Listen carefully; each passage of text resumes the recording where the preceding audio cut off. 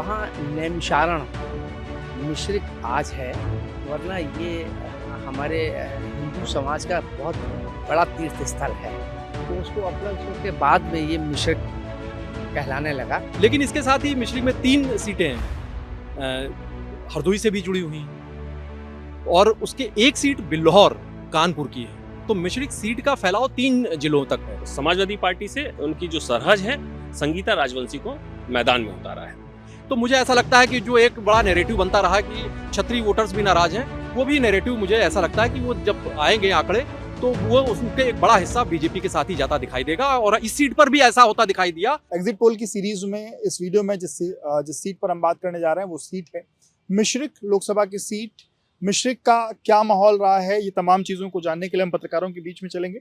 Misrikh seat पर BJP ने doctor Ashok Kumar Rawat को प्रत्याशी बनाया है, गठबंधन ने यहाँ संगीता राजवंशी को प्रत्याशी बनाया है, वहीं बीएसपी ने डॉक्टर BR अहिरवार को प्रत्याशी बनाया है। वरिष्ठ पत्रकार प्रमोद सर हमारे साथ हैं, ज्ञानेंद्र सर हैं।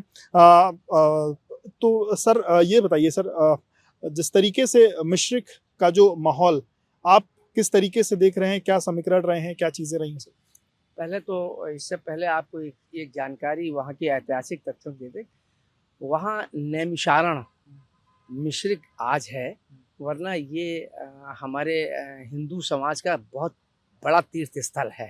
तो उसको अपना के बाद में ये मिश्रिक कहलाने लगा और वहाँ चक्र गिरा था।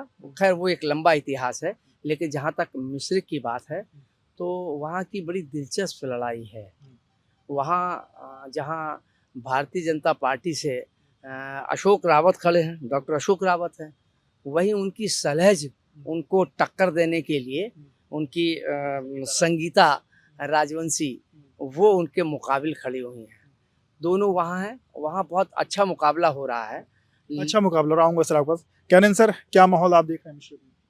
देखिए, बिल्कुल मिश्रिक के लिए ये जान लीजिए कि मिश्रिक ऐसी जो सीट है, संसदीय सीट है, ये बड़ी दिलचस्प है क्योंकि मिश्रिक जो खुद जो क्षेत्र है वो सीतापुर जिले में आता है, जहाँ पर अभी सर प्रमोद सर कह रहे थे नैमिषारण है, बड़ा धाम है। लेकिन इसके साथ ही मिश्रिक में 3 सीटें हैं, हरदोई से भी जुड़ी हुई हैं और उसके एक सीट बिल्लौर कानपुर की है। तो मिश्रिक सीट का फैलाव 3 जिलों तक है और 2022 का जो विधानसभा चुनाव हुआ था, ये पांचों यहाँ की जो इसकी मिश्रिक संसदीय सीट के तहत आती हैं, वो पांचों पर बीजेपी ने क्लीन स्वीप किया था। राहुल बच्चा सोनकर वो यहाँ पर बिल्हौर कानपुर से वो विधायक हैं, बाकी सीटों पर भी बीजेपी के विधायक हैं। तो ये एक बड़ी दिलचस्प सीट है। जाति का एक बड़ा समीकरण तो यहाँ पर मौजूद रहता ही है, क्योंकि ये रिजर्व है तो जाहिर सी बात है यहाँ पर ये जो दलित वोटर्स हैं वो अहम किरदार निभाते हैं। लेकिन चूंकि सारे प्रत्याशी दलित बिरादरी से हैं, तो ऐसे में जो बाकी बिरादरी हैं उनका क्या रुख रहता है, उससे यहाँ के चुनाव दिलचस्प हैं। अनुपम सर, क्या माहौल देख रहे हैं मिश्रिक में और क्या कुछ वहाँ की लोकल चीज़ों के बारे में कुछ बताइए। देखिए, जैसा कि प्रमोद सर ने और ज्ञानेंद्र जी ने बताया कि ये अध्यात्म की नगरी है, महर्षि दधीच की नगरी है। तो अध्यात्म की दृष्टि से अगर देखा जाए तो चूँकि राम मंदिर बना है और जो सनातन धर्म है, ये सब सारी चीज़ें भाजपा के फेवर में हैं। अब हम बात करें जाति समीकरण की, तो यहाँ सबसे ज़्यादा पासी वोटर्स जो हैं वो इफेक्ट डालते हैं इस पूरे चुनाव में। शायद यही कारण है कि भारतीय जनता पार्टी ने अशोक रावत जी को और समाजवादी पार्टी से उनकी जो सरहज है संगीता राजवंशी को मैदान में उतारा है। स्थिति यह है, अगर हास परिहास की दृष्टि से देखा जाए, क्योंकि इन लोगों का आपसी संबंध है, एक जीजा है, दूसरी सरहज है, तो सरहज कितना इफेक्ट डाल पाएगी, क्या उनको सहजता होगी अपने जीजा के सामने, चूंकि प्रत्याशी हैं, तो ये भी एक सबसे बड़ी बात है। ये चुनाव प्रत्याशी चेंज भी हुआ, 3 बार प्रत्याशी बदला गया। पहले इनके ससुर को, रामपाल जी को, फिर उनके बेटे मनोज जी को, उसके बाद फिर बीच में पूर्व सांसद रहे हैं मनोज भार्गव जी, उनको भी प्रत्याशी बनाया गया था। वो तैयारी करते इससे पहले ही नेक्स्ट डे फिर संगीता राजवंशी जी को प्रत्याशी बना दिया गया और वो चुनाव मैदान में अभी कंफ्यूजन क्यों रहा? कहीं ना कहीं देखिए, जातिगत जो समीकरण थे वो बैठाने थे, क्योंकि अगर आप देखेंगे तो पीडीए का नारा जो समाजवादी पार्टी ने दिया है, उस लिहाज से भी उसको ये चुनाव वो प्लान करके चल रही है। तो यहाँ चूंकि पासी वोटर्स जो है निर्णायक भूमिका में रहा है। भारतीय जनता पार्टी पिछली 2 बार से अशोक रावत जी वहाँ से जीत के आ रहे हैं। इससे पहले भी बहुजन समाजवादी पार्टी के प्रत्याशी के रूप में जीत कर निकले थे। तो इस लिहाज को देखते हुए समाजवादी पार्टी ने अपना प्रत्याशी भी इसी कैडर से निकाल के इनके सामने ने खड़ा किया है। और जो चुनाव अगर देखा जाए तो चुनाव एक पक्षी यहाँ पे दिख रहा है, बहुत असर नहीं डाल पाएंगे। अशोक रावत जी की सीट यहाँ पे मजबूत दिख रही है। सर, बहुजन समाज पार्टी का कुछ इम्पैक्ट आपको यहाँ दिख रहा है? बी आर अहिरवार जो हैं वो वन सेवा के अधिकारी रहे हैं, तो फिलहाल वो कोई ऐसे सक्रिय नहीं रहे हैं राजनीति में। उनका कोई सार्वजनिक जीवन में अफसर जो होता है उसका सीधे तौर से कोई बहुत ही ऐसा नाता नहीं होता। जो राजनीतिक शख्सियत अगर वो नहीं है, पीएल पुनिया जैसे कुछ अपवादों को छोड़ दिया जाए, तो बहुत अफसर कोई राजनीति में बहुत असर नहीं डाल पाता। तो मुझे लगता है यहाँ बीएसपी की कोई ऐसी चुनौती नहीं है।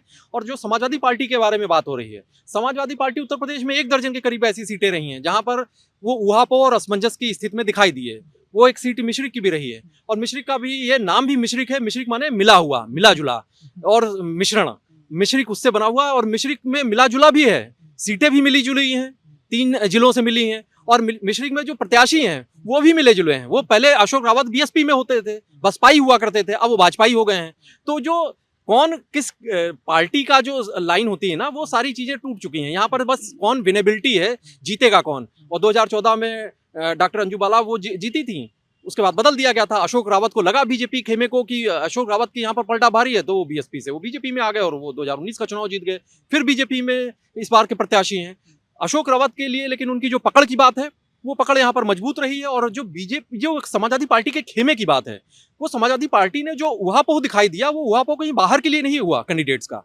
वो रामपाल राजवंशी, फिर उनके बेटे, और जब बेटे तैयार नहीं हुए, रामपाल राजवंशी ने मना कर दिया। जब उनके बेटे ने टिकट देने के बाद भी लोग तैयार नहीं, तब फिर संगीता राजवंशी जो उनके बेटे की बहू हैं, वो उनको फिर दिया गया। तो मुकाबला यहाँ पर बड़ा दिलचस्प है। लेकिन मुझे यहाँ पर अशोक रावत का पलटा भारी दिखाई दे रहा है तमाम लहजे से। अशोक रावत सिटिंग सांसद होने के साथ ही पकड़ भी है उनकी। और चूंकि जब मुकाबला सारे दलित वोटरों के बीच में ही होगा, तो फिर बाकी जातियां क्या किस तरीके से यहाँ पर निर्णय देंगी, वो भी महत्वपूर्ण हो जाता है। चूंकि इस सीट पर ब्राह्मण वोटर्स भी एक प्रभावी तादाद में है। तो ऐसे में अभी तक उनका जो रुझान है वो बीजेपी की तरफ रहा है। 2022 में बड़ा हल्ला था कि ब्राह्मण बड़े नाराज हैं बीजेपी से, तो उसका कोई असर नहीं दिखाई दिया। 89%, 90% के करीब ब्राह्मणों ने बीजेपी को वोट दिया था। तो मुझे ऐसा लगता है कि जो एक बड़ा नैरेटिव बनता रहा कि क्षत्रिय वोटर्स भी नाराज हैं, वो भी नैरेटिव मुझे ऐसा लगता है कि वो जब आएंगे आंकड़े, तो वो उसके एक बड़ा हिस्सा बीजेपी के साथ ही जाता दिखाई देगा। और इस सीट पर भी ऐसा होता दिखाई दिया, तो आप ये समझिए कि अशोक रावत का पलटा निश्चित तौर से भारी रहेगा।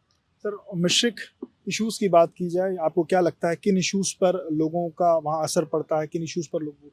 मुझे लगता है कि मिश्रिक, जैसा कि अभी ज्ञानेंद्र जी ने और अनुपम जी ने कहा कि वहाँ जो समाजवादी पार्टी ने जो टिकट का 3 बार बदलाव किया है, ये शुरुआत से ही ये संदेश चला गया कि लगता है कि उनके पास कोई सटीक प्रत्याशी, दमदार प्रत्याशी नहीं। उसका एक संदेश तो ये गया, इसका नुकसान इंडिया गठबंधन को होना स्वाभाविक है, लाजमी है।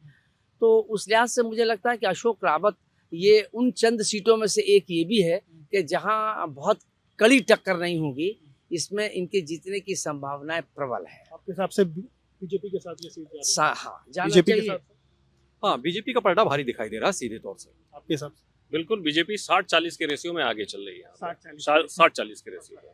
अनुपम जी बहुत जल्दी आसानी से नहीं देते हैं, तो बड़ा उन्होंने लिबरल होकर दिया, क्योंकि वो बीजेपी को जल्दी बहुत उसका पलटा भारी होते नहीं देख पा रहे हैं। तो वो अगर वहां पर कह रहे हैं तो आप मान के चलिए कि बीजेपी का पलटा यहाँ पर भारी है। जो वास्तविकता है वो बोलना पत्रकार का काम है, और वही बोला जा रहा है।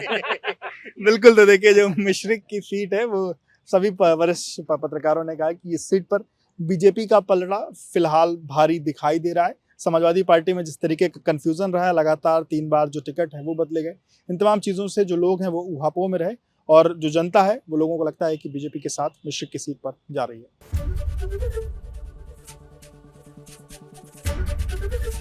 एबीपी गंगा, खबर आपकी, जुबान आपकी।